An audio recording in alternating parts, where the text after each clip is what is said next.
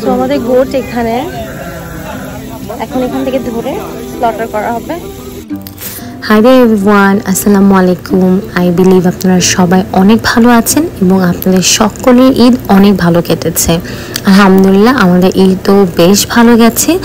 আর আমি আজকে আমার যে ভিডিও ক্লিপসগুলো আপনাদের সাথে শেয়ার করছি সেটা গত 3 বছর আগের আমার মেমোরি লেন থেকে আমি আসলে আজকে আপনাদেরকে শেয়ার করছি। এটা আমার ইউএসএ আসার পর প্রথম ঈদুল আজহা ছিল এবং আমি প্রত্যেকটা ছোট ছোট মেমোরি নিয়ে রেখেছি। বাট ঠিক 3 বছরেরও পরে আমার মনে হলো যে আমি আজকে আমার এই ভিডিওটা আপনাদের সকলের সাথে শেয়ার করতে চাই।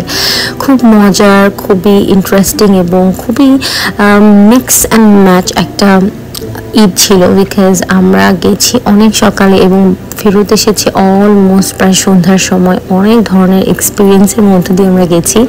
আমরা আসলে ওভাবে অবগত ছিলাম না যে আসলে আমাদের এই যে ফার্মটাতে আমরা কোরবানির জন্য আমাদের বুকিং দিয়েছিলাম সেটা একটা নতুন একটা ফার্ম ছিল এবং আমরা আসলে আগে থেকে জানতাম না যে এত বেশি মানুষ প্যাকড থাকবে এবং এত বেশি আসলে মানুষের সমাগম হবে।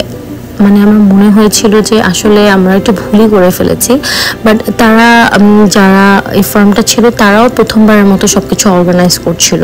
বাট ওনাদের গরু এবং গোটের কালেকশন বেশি ভালো থাকার কারণে আসলে সকলে ওনাদের কাছে বুকিং দিয়েছে। বাট এতটা প্যাকড হবে জানলে হয়তো বা উই কুড থিঙ্ক টোয়াইস।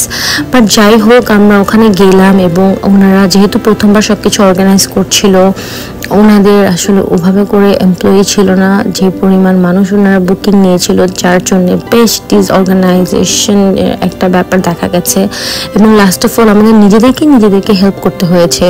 এখানে গোটের ক্ষেত্রে যেরকমটা হয়, আমরা আগে থেকে গোট দেখে গেছিলাম এবং যেটা পছন্দ করেছি সেটার প্রত্যেকটা গোটের গায়ে তার একটা নাম্বার থাকে।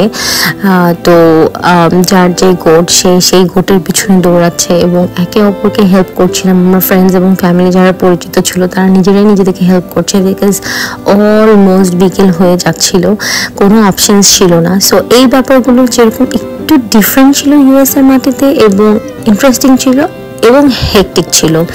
আমার এখন সেই কোরবানির দিনের কথা মনে হলে লিটারালি হাসি পায় এবং আমি আসলে আমার ফিলিংটা বোঝাতে পারবো না।